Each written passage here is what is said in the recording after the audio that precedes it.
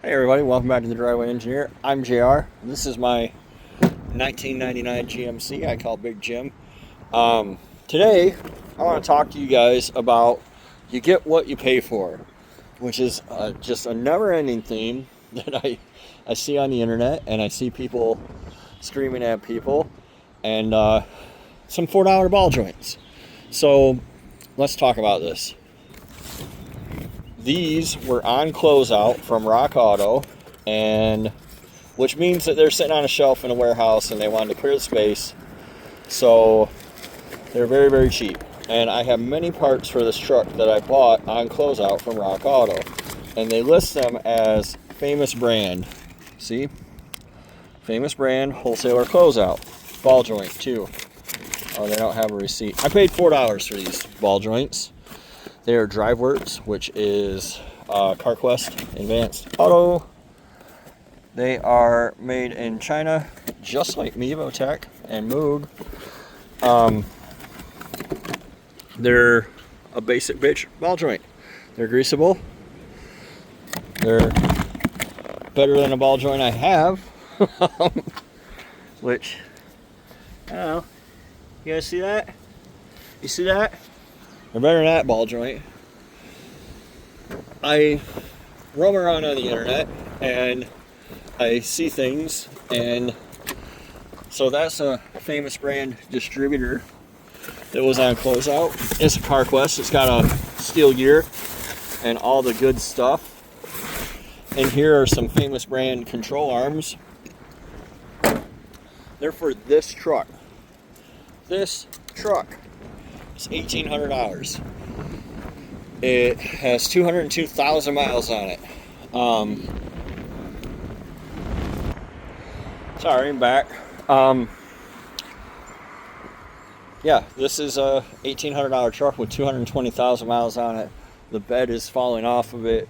It has no cap corners. The rockers are actually okay. It is a 454. It runs like doo-doo. This is not a restoration for me. This is my truck that sits up here, and I use it when I want to. See, it's got a fridge in the back of it right now. I use it when I want to haul stuff, and it will probably take me 10 years to put 50,000 miles on this truck. When people say things like you get what you pay for, or buy once, cry once, or do it once, do it right, or any of the other bullshit platitudes that they use to justify why they, man, look at that tire, why they overspent on their shit, they don't seem to be taking into account, well, they just simply don't know, right? Like, it's cool that if you think you're going to keep your truck forever and you want to go spend 3 and 4 times as much on MCVIII, you know, that's your right. It's America, probably. It's America for me. I don't know where you're at, but, you know, we have freedom in this country, at least freedom to do that. So, you know, but you can't justify it by simply saying that paying more equals a better result.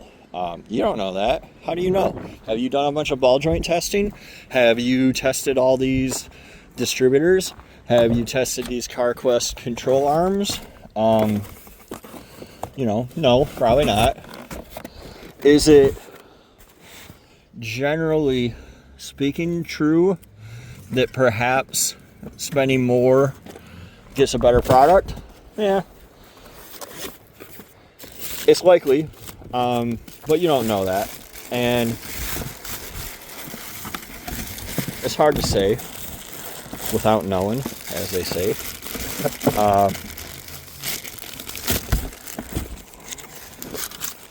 Look at this. Look at this good metal gear distributor. High quality piece. This was $32. Why should I pay more to somebody's forum preferred brand for a name? It's got a lifetime warranty. I can take it back to any advance, turn them in. I'm not going to have to, because what's your time worth? What's your time worth? Not much. I enjoy doing this, or I wouldn't do it. I would just go buy a new truck and not have to do this, and I'd make payments and I'd work in an office I don't really like with people I don't really like for the rest of my life.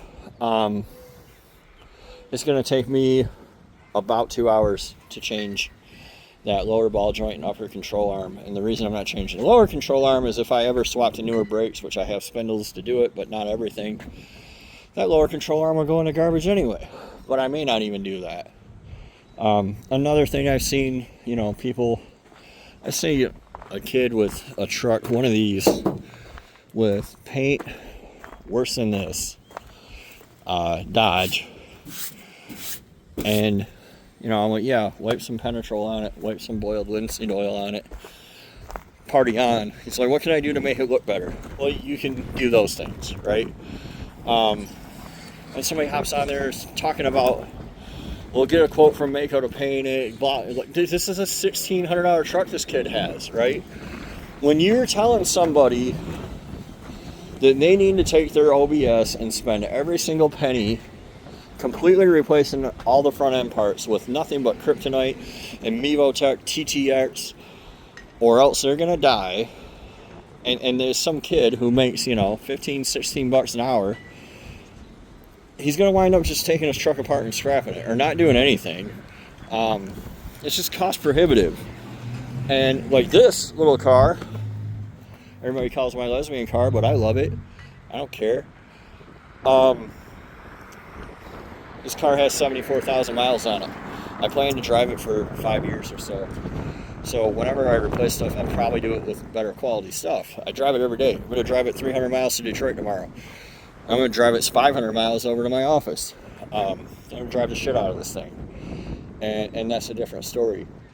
But again, as always, you don't fucking know. Like, there's no guarantee that just spending more money even makes sense for somebody. Is this an old wood hauler around your property? Then you need a ball joint. You don't need the best ball joint. That's all.